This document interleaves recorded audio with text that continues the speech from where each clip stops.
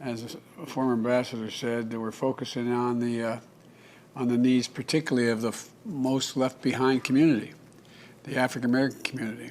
I mean, it really is across the board, but in this area specifically.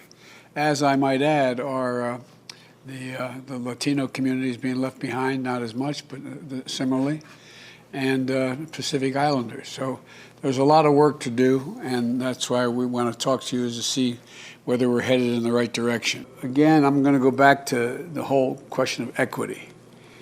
What we're trying to do, my team and I, is get people who in fact have been most hurt by this pandemic to places where they are comfortable, where they have comfort in going. They don't feel like they're not intimidated by the circumstance.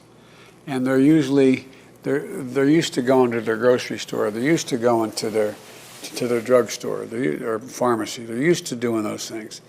But we also are trying to get out mobile units into communities, not only inner city, but rural communities that don't have as much access. And I think there's a growing awareness that, injecting bleach into your system doesn't do it for you.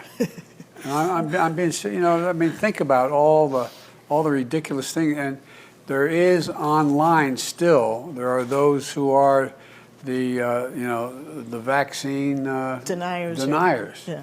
And telling all these stories about that aren't true.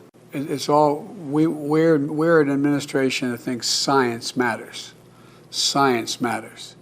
And it has to be available to the poorest among us and those who are most hurt by this COVID crisis across the board. And that's what we're doing.